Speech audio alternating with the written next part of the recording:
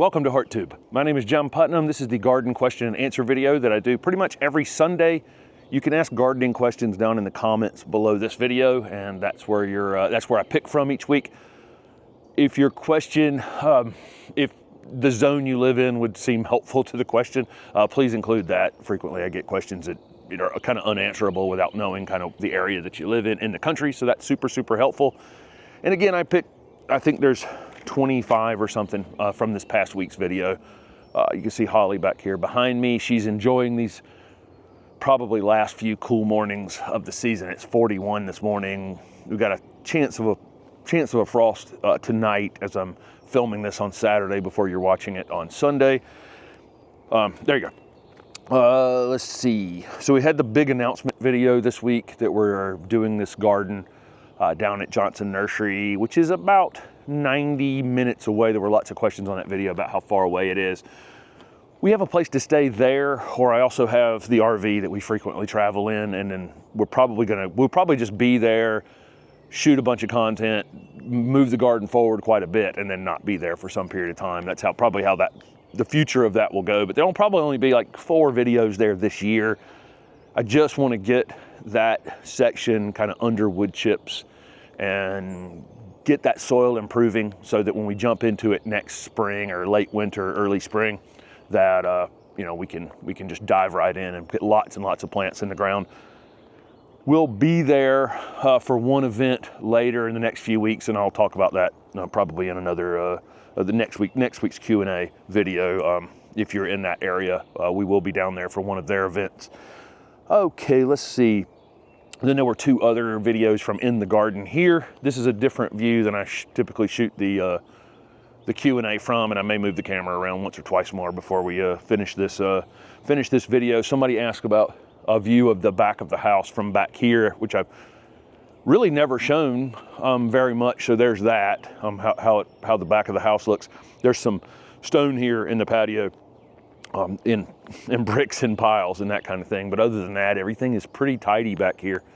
It's just a matter of getting this project. If these stones were finished right now, everything in a 365-degree view would look pretty good right now. Let's see. And then I had an absolutely crazy week. So I haven't gotten as much up on the weekly garden planner as I wanted to. We've shot all of June. I know it's not June now anyway. It's only beginning of April. So the weekly garden planner, it probably doesn't matter all that much to, even if you have bought it. But I'm trying to stay way ahead on that.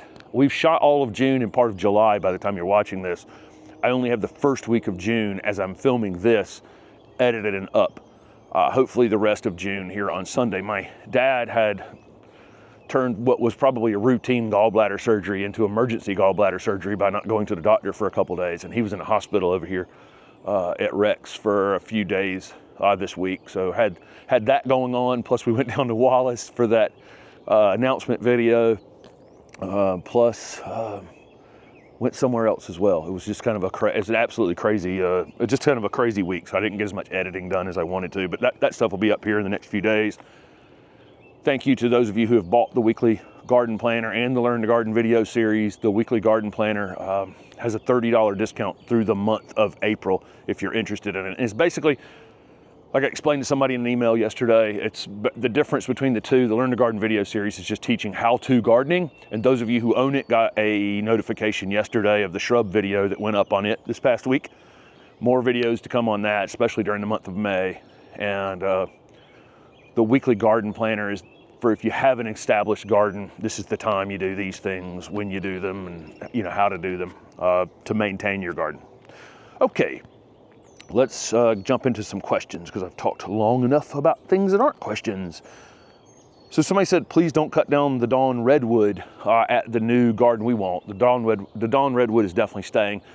The river birch, which is at the kind of the beginning of the garden there, I'm definitely taking it out. It would be very difficult to garden around it.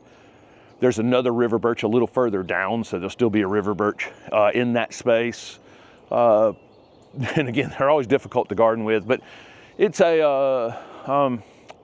because that birch is right at the beginning, and it's the spot. If you walk into this botanic garden that is attached to Johnson Nursery, when you see where our garden is from there, that river birch is right at the front of it. And so I want to take it down and put something there that's really like draws people up to that garden.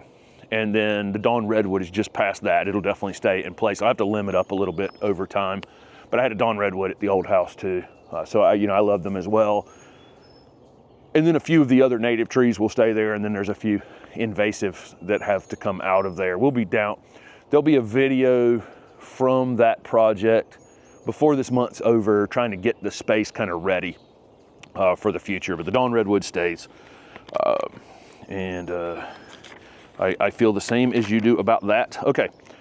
And then somebody said, no wonder we've been getting so much done in the home garden. Yes, that is part of the thought of this new garden project down in Wallace, that we're trying to this spring put some check marks on some things that I promised 4 years ago in this garden that are finally coming to fruition this spring, is to try to get a check mark. We'll always show this garden off and we'll keep it in great shape, and I'm sure we'll change it and rearrange it just because that's what I do in the future. But I kind of want to put some check marks on it, like this is kind of what we had in mind when we started it, and here you go, before we move into that other project full on.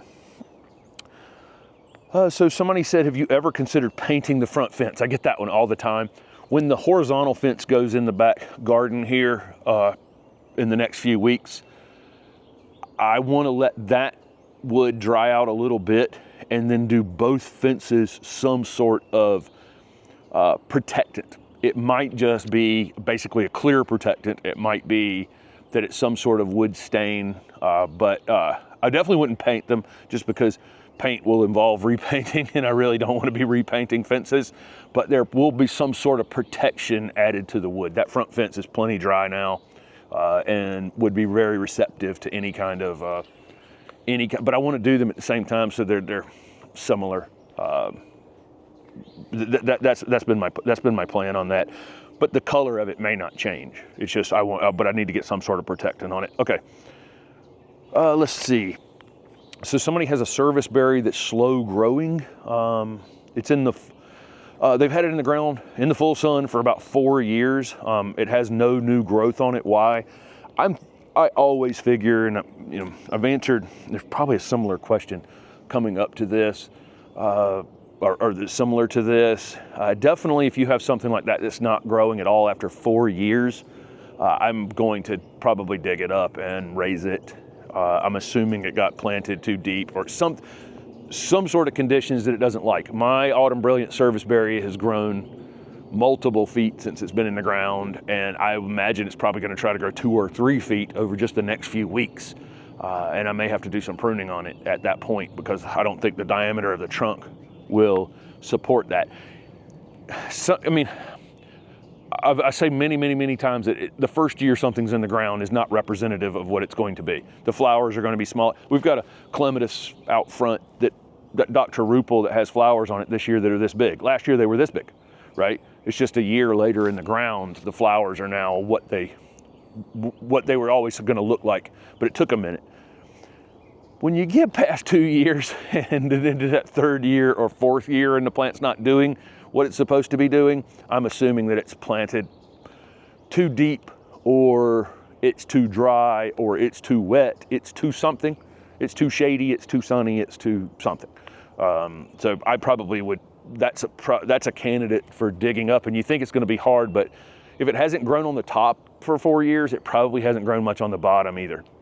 So I'm definitely going to, and I don't know if it could have been, I mean, with something like an Autumn Brilliant serviceberry, could have been a field grown one. So if it was balled and burlap, that would be heavy to pull up, but it may be something related to that, where they didn't pull the basket back, or, something like that could be going on with it as well. But again, I don't know the answer as to why, but I do know the solution is when you have a plant that's just languishing for 3, 4, 5 years, it's time to move on from it. Or I mean, it's time to alter the way it's planted in some way, or the space that it's planted in. So this was a funny one. Being in Raleigh, are you a Tar Heel or Blue Devil? Well, we have another university here as well, NC State. University Wolfpack. The women unfortunately lost to South Carolina in the women's Final Four last night, but they had a great run through that tournament. That South Carolina team is just so good. They're so unbelievable. I don't know how many of the audience have been following the women's college basketball tournament. It's been incredibly exciting, and hats off to these young women. They are they are absolutely unbelievable basketball players. This tournament's just been super exciting. NC State made a run to the Final Four in that women's tournament. Everybody's been super excited about it, but that South Carolina team, again, they're undefeated and they're unbelievable. And that championship game will be great on Sunday afternoon. If you haven't watched any of it, it's pretty daggone good. And then the North Carolina State men's team is playing tonight. They're playing a big team as well. Purdue is going to be a tough game, but they're shutting Hillsborough Street down back here. So we have another option other than the Tar Heels and Blue Devils, but there are 3 major sports teams or colleges right here together within about 12 or 15 miles of one another, and it is definitely you're a Tar Heel or a Blue Devil, or you root for the Wolfpack, and that's how this area is. But we do have a third option. Okay. Then I just occasionally like to answer the landscape fabric question. Do we use landscape fabric to keep grass and weeds from invading? No, we don't. I've got a couple videos on the channel about, one's called the pros and cons of weed control fabric. If you want to go back and take a look at that, and then a second video that I did not that long ago, just talking about it. If you want to go back and take a look at that, there are a few key videos, and I probably need to have some sort of playlist on the channel for the 5 or 6 videos that I would watch if you haven't watched anything else from the channel. I think that might be helpful to people. That weed control fabric would definitely be one of those videos. And then the why is pH so important video, I think that's a good one. There are probably 3 or 4 others that would be helpful, I think, to start off with if you hadn't followed the channel for any length of time. But no, we do not use landscape fabric. No plastics on the ground if I can help it. Limiting as much as possible in the garden, and it's a short-term fix that also prevents the mulch from actually improving the soil. It's just a barrier. It's a barrier between, you got good stuff down here and good stuff up here, and then we put a barrier in between them so the two shall not meet. Okay, let's see. So when I say plants for the South, do I mean hot, humid, tolerant?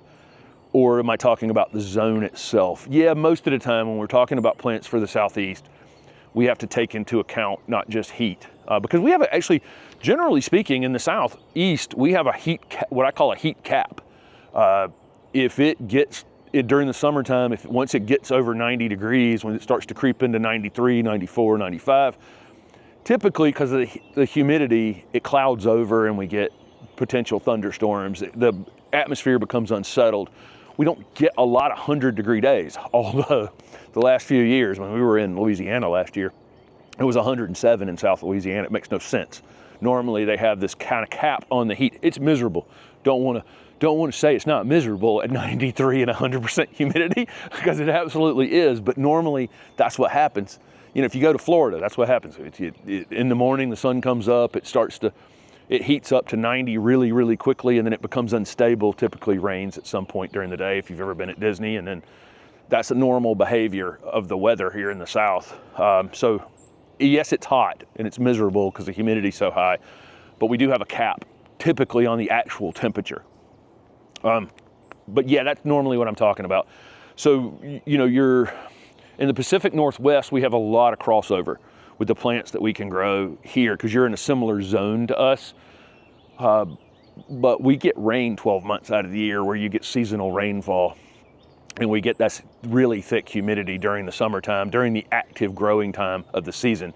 And so we have, some of our plants can struggle with more leaf spot issues and other issues. Like most all the English laurels and a lot of the evergreen laurels are grown in the Pacific Northwest for the nursery trade, because if we grow them here in the Southeast, we get all kinds of leaf spot issues on them in the nursery settings.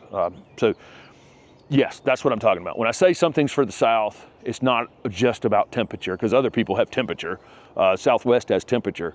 It's really about the heat and humidity can be an issue on a lot of plants, or mainly the humidity and the moisture can be problematic for some plants. Okay, somebody's in Wilmington, North Carolina, and they have this deep gray clay that's to about 12 inches deep. So they've somehow ended up with a exposed clay layer down in an area, the sand hills we call it. It's mostly sandy soils, but occasionally that clay will show up. And it's that weird whitish gray clay. And we have a layer up in Research Triangle Park, which kind of runs just west of Raleigh here. We have that same clay layer exposed there. It's really tough to work in. And I just turned down jobs when I had my landscape company in that clay. We would take a bobcat and actually just spin on it.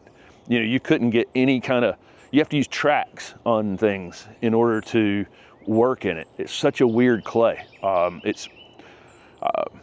think it has mica or something in it. It's just super smooth. So everything just sits and spins on it. It's really hard to dig in.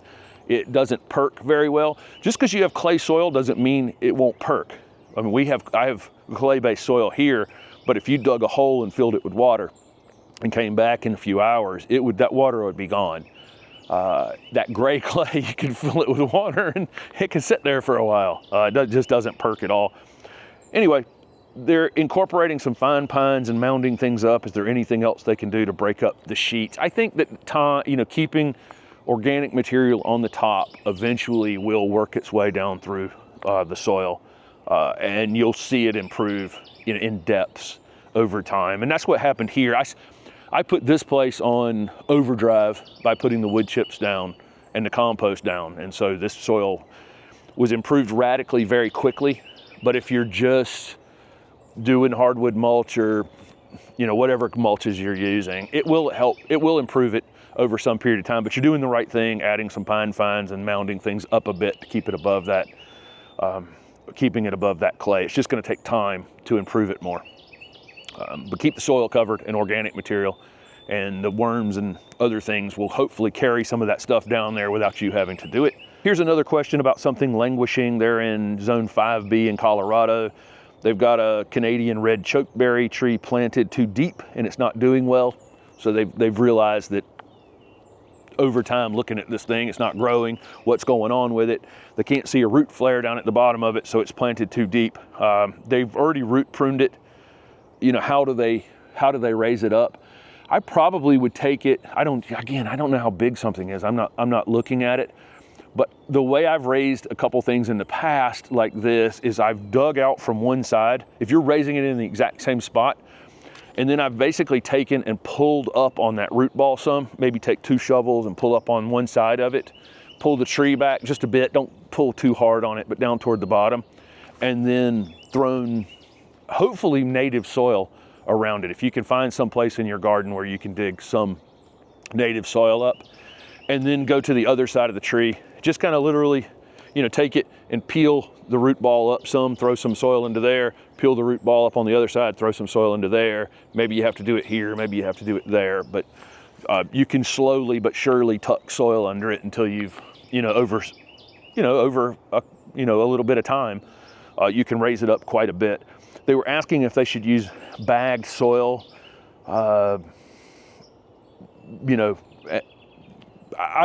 If you could, you can mix a little compost in with your native soil would be ideal if you could do that. I would not want to put a ton of organic material in a layer underneath this root ball.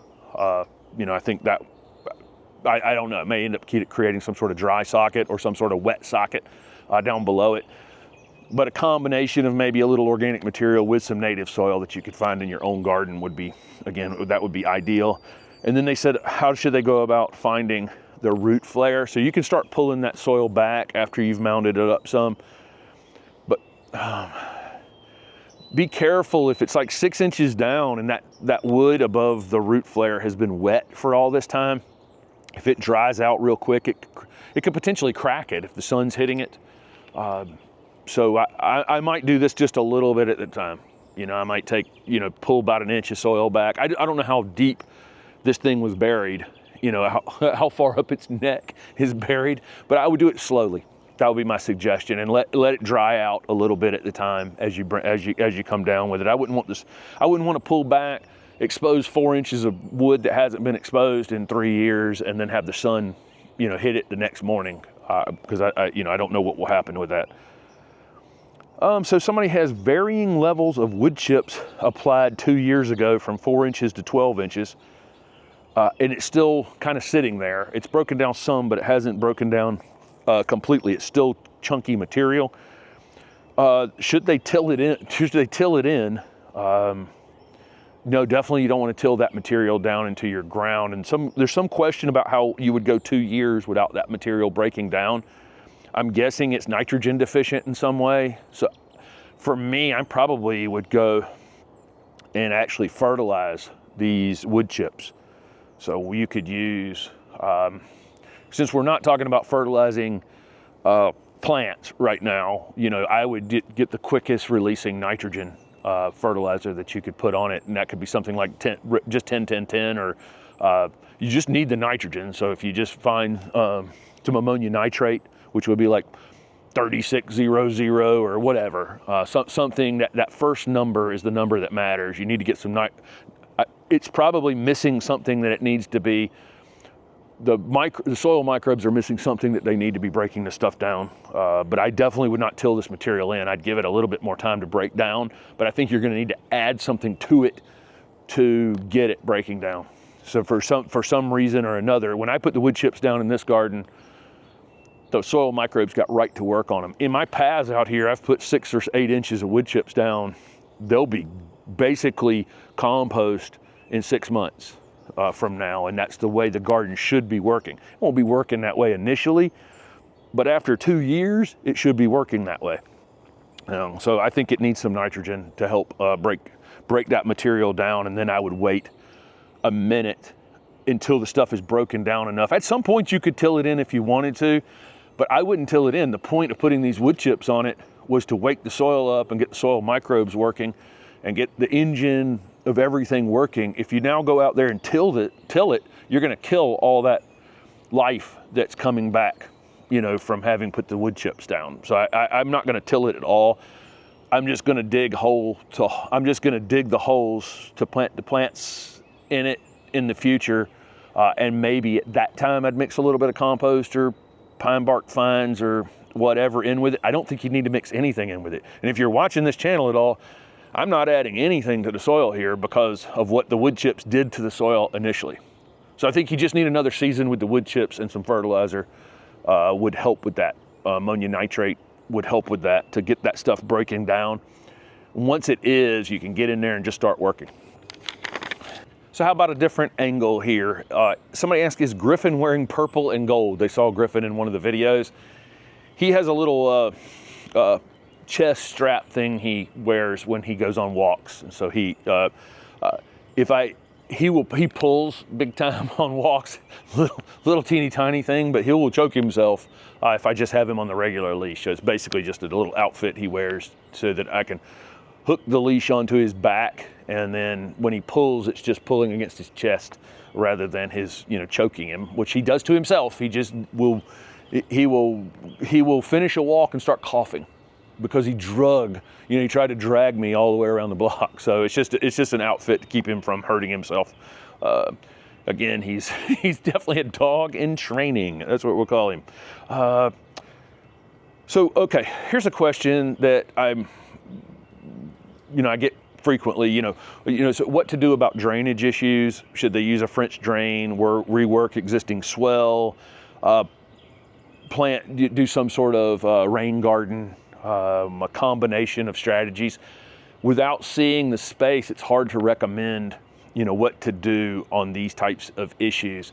This was one of the main things I got hired for as a landscaper, is we put these 3,500 square foot houses, 15 feet apart, 20 feet apart, and all that rain off the roofs, we put gutters on the houses, so we direct it, into just a couple spaces, and then put swells between the houses, and it's going to all work itself out. The water's just going to get out of there. We paved the driveways and the sidewalks and everything else, and patios, and it's all going to work itself out. you know, the water is, and it just doesn't. So that was one of the main things that I got hired for as a landscaper. But for somebody to write a question and, you know, ask me, well, what strategies to use for these types of things, I have no idea without seeing it. And I think there are times that I think you probably need to hire someone to do this. I am all about taking on challenges myself. I had a nursery for years, and I was the, you know, the head electrician, plumber, construction, built my office, built everything, you know, septic system, check, everything.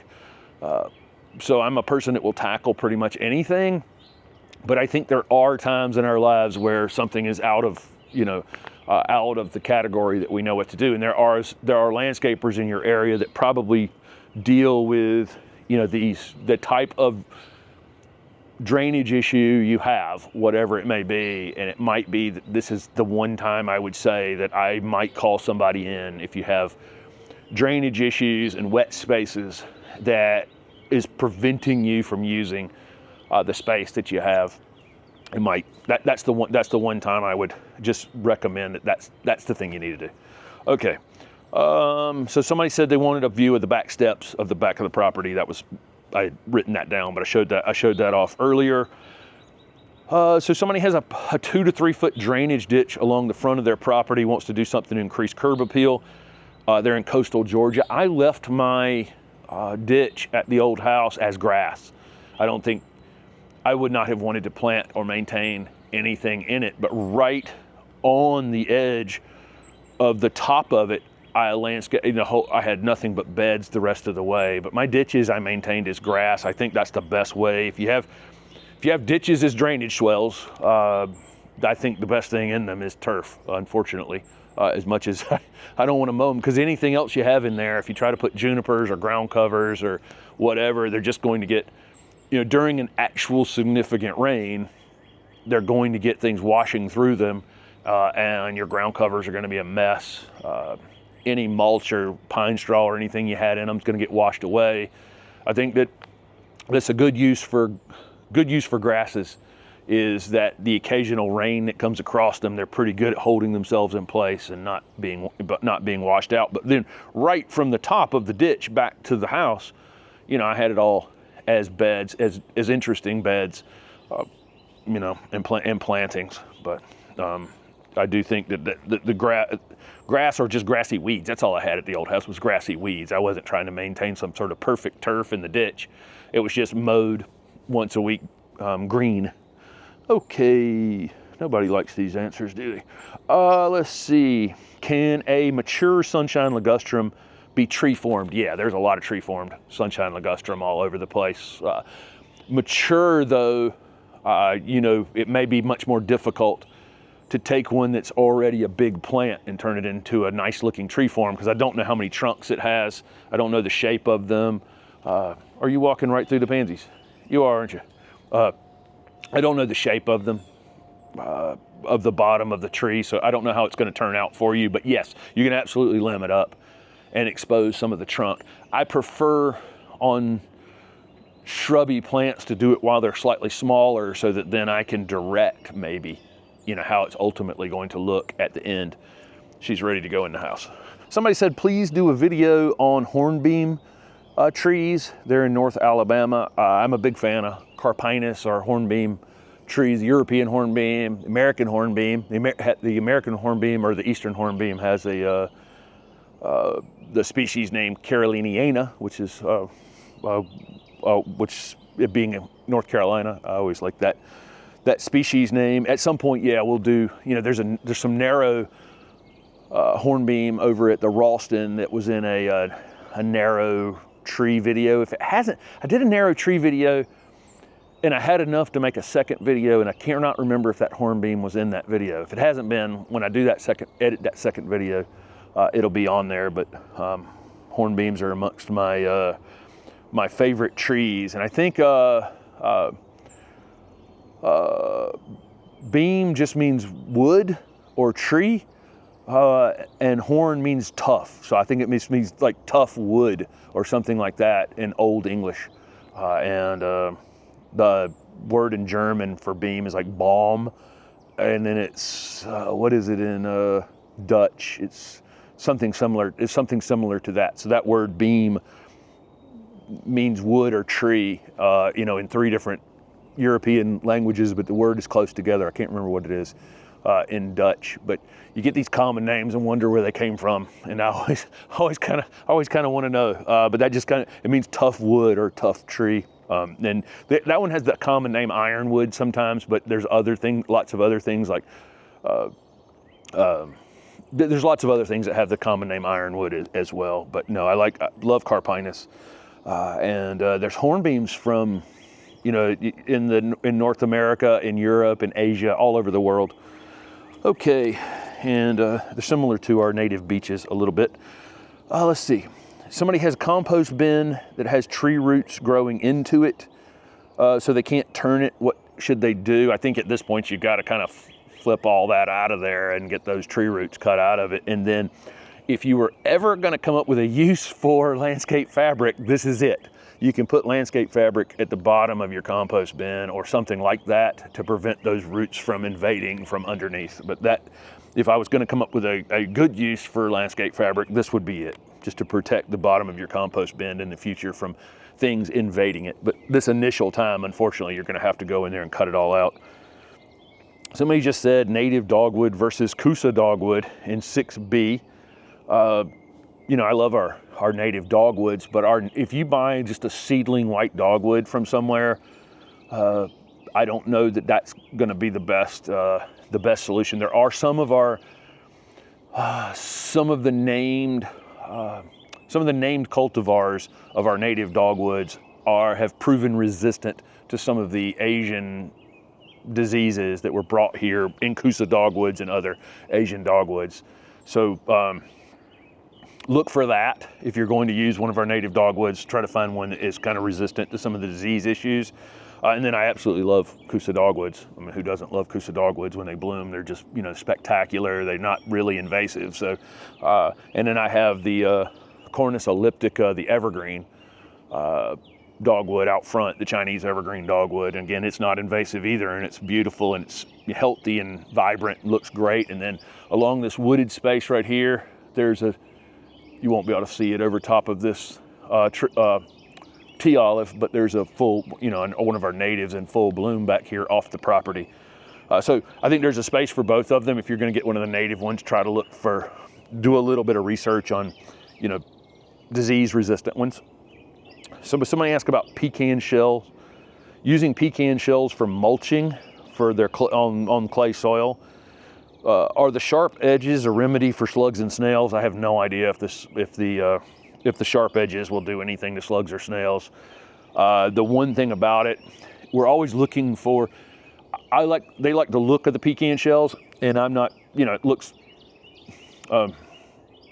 Again, I think it's whatever you like for your garden, whether it's rocks or pecan shells or whatever it is. It doesn't really matter. But at the end of the day, for me personally, I want mulches that break down pretty quickly so that they're constantly feeding the plants that are out here, you know, and as pecan shells are decorative, they absolutely function as a mulch to hold moisture in place and regulate the soil temperature and all those things.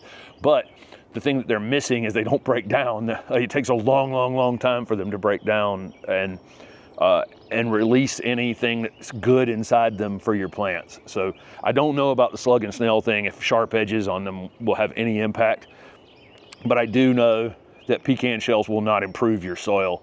So if you were going to use them, I would initially do something to make sure that the soil underneath, you know, if ultimately let's say I'm starting a new garden and I wanted to end it with using the decorative mulch of pecan shells, I would start it with wood chips or something, or compost, something to get everything going, and then use the pecan shells ultimately.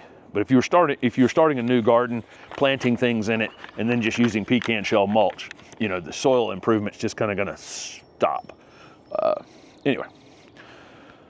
So somebody has large burning bushes they were removing in zone what was 5, now 6. Do they need to remove the expansive root system? I don't think you can get all the roots out of anything that you're transplanting out of the ground, and you're probably going to get some root suckers from those burning bushes for a while. probably some seedlings too, because you know they leave seed behind as well. But I think you just cut those root suckers as they're coming up for a little while, and you can kill the rest of that root system pretty quickly. The main thing with root suckers is that if you ignore them for any length of time, this is just where you've cut the roots and now the root tries to become the new plant. If you leave them to grow this tall, that plant should getting the sun's energy again and rebuilding that root system.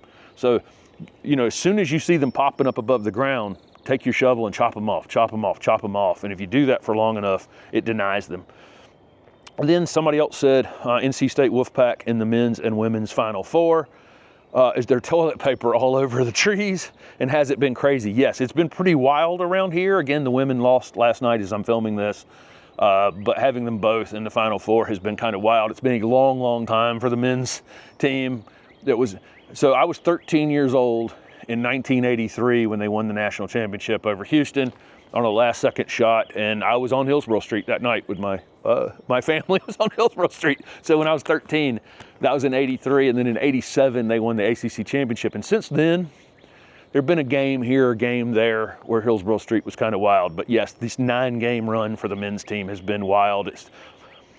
As I'm filming this evening, Hillsborough Street will be shut down. There's large televisions that are going to be in the street. There's a big watch party in front of campus down here. So it's been a wild place. And the Raleigh Police Department has had to block off, you know, massive areas around campus over here for people to have their fun. Let's see. And Steph and I have been down there several times over the last few weeks. You know, the game's in and we can walk down there, and the whole neighborhood walks down there. It's kind of fun, and all the students from the campus. Let's see. Somebody has an Edgeworthia in Zone 7A, Pennsylvania. They want to put it under a Yoshino cryptomeria for protection. Is that a good idea? Or too much root competition? I think it may just be too much shade overall. Cryptomeria is so thick that it may end up being too shaded. They just want some protection from the winter because they're in Zone 7A in Pennsylvania, which is probably more like 6B, ultimately, with shorter days than I have, and you know, longer exposure at those low temperatures, you know, each night, because they're getting the shorter days. I think it probably needs to be up against the house somewhere where you can get more sun on it ultimately. I don't know that it'll be so much about the root competition. They're pretty capable plants of taking care of themselves against other things, but I just wonder about the shade, if that's too much. Okay, so somebody said interesting plants like the Hong Long maple that we planted out in the front garden this past week. So somebody said, is the answer to their inaccessibility to gather their seeds? That plant, Mark Wethington did bring back from seed from Asia. That was, you know, how it got here. And I guess, yes, I don't really know. I have no idea if I would be successful taking seed off of it. But I think the main thing about these rarer plants, the accessibility of them is mail order for the most part. You know, places like Plant Delights, and I think Nurseries Caroliniana has it on their list, but they're out of them right now. Garden Treasures over in Zebulon here near me it's on their list. I don't know if he has any availability right now. That's where I got that one. Mr. Maple has it on their list, but doesn't have availability right this minute. But those are the types of places that grow them. And those mail order nurseries and local specialty nurseries are all over the country. In that garden resources video from a few weeks ago, I kind of talked about that a bit, about finding groups in your area of gardeners. You know, if you volunteer at the J.C. Ralston Arboretum, the people who volunteer over there, I'm sure, become friends over time, and you know, there's probably somebody in that group, you know, or the people who volunteer at Juniper Level Botanic Garden. You know, there's probably people in those groups that know where to find interesting plants and may be helpful in acquiring interesting things and finding the interesting little nurseries that are near you that were within a 100-mile drive or 50-mile drive that have backyard gardens. I was with a friend last evening, and he went to someone's house down in Wilmington that grows some specialty plants in his garden, and he also has eggs, and so he got eggs and a few interesting kind of semi-tropical plants for his Wilmington garden from and it was on Facebook. There was a Facebook Marketplace person who grows specialty plants in his backyard. Let's see. When would be the latest time to overhaul a large bed of daffodils, and how to do it? Wants to create a new bed, but wants, I guess, to save the daffodils at the same time. As they're fading is kind of the best time, when they've faded, maybe 2/3 of the foliage color is drained out of them, that'd be the best time to take them up and divide them. Some people will do it while they're actively growing, and it can be done, but I prefer to kind of enjoy them, and then once they're maybe 2/3 faded. So for me, it's April 5th, and the foliage still looks great. I, of course, don't have any in the frame. There's, I don't know how many daffodils there are in this garden, a lot. So it'd be the rare frame that wouldn't have them. But the foliage still looks great. It's going to be another month and a half probably before the foliage starts to die back. So I don't know, before the foliage has died back. So I don't know where you are in your area with them at this time, but I would let the foliage die back, at least half the color gone out of them, so that bulb is rebuilding. Then you can pop them out of the ground, redistribute them wherever, and prep that bed, for whatever else you're doing. Somebody wants to do a 35-foot screen using Everrid, Loropetalum, and Sunshine Ligustrum. How far apart for maximum health of plants? I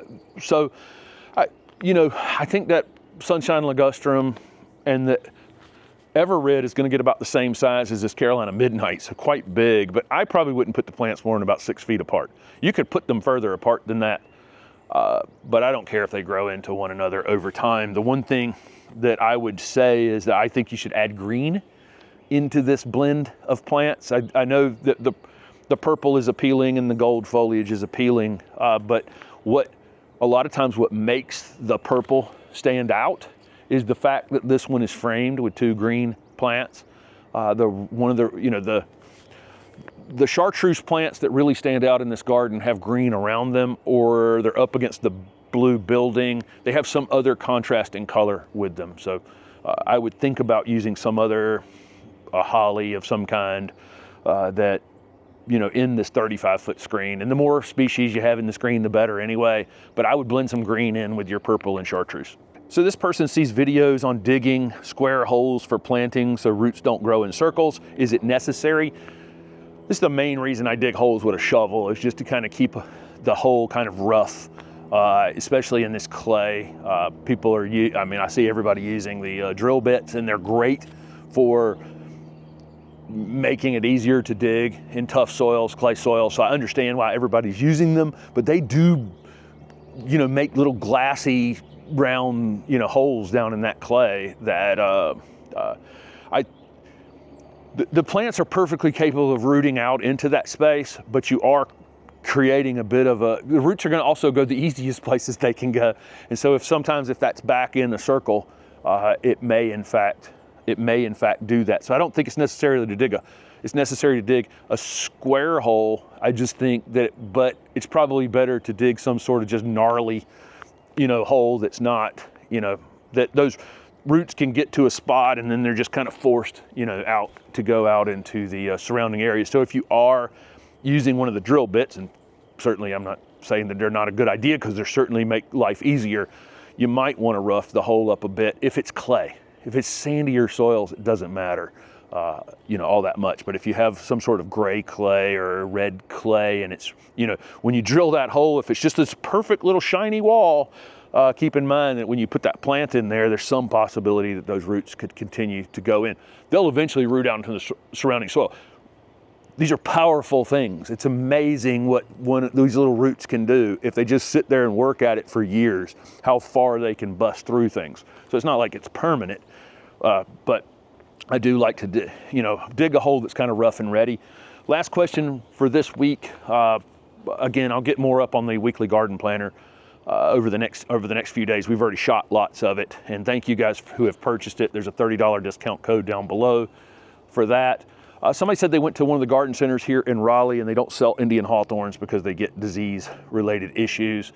And that's true with some of the older varieties, especially Snow White. I don't know why nurserymen persisted and still are growing that plant, because out in the landscape, it's just a terrible landscape plant. It defoliates over some period of time. It's got a ton of leaf spot on it. It's just one of those plants that just faded out over time. But we've had Eleanor Tabor around for a long, long time. It's got a little curl in the leaf, pink flowers, completely disease resistant. No reason for that one not to be out on the market. And then that Snowbank Indian hawthorn is incredibly disease resistant. Our larger growing variety out in the front garden, incredibly disease resistant. So there's definitely disease resistant Indian hawthorns. So, you know, I understand why they don't have Snow White Indian hawthorn, because they shouldn't have Snow White Indian hawthorn. But if we were going to not sell plants because they had disease related issues, I think that, or insect related issues right this minute, there'd be a lot of other plants that wouldn't be there as well. So that I would not be fearful at all of planting. That Snowbank Indian hawthorn is just incredibly clean. And again, if you can find Eleanor Tabor is what I had on the foundation at the old house. Perfect little 23 years in that house. They were 2.5 feet tall and 4 feet wide and had beautiful pink flowers on them every season and had virtually no leaf spot problems on them at all. Thank you guys very much for participating. Again, ask gardening questions in the comment section below, and I'll see you next week. Thanks for watching.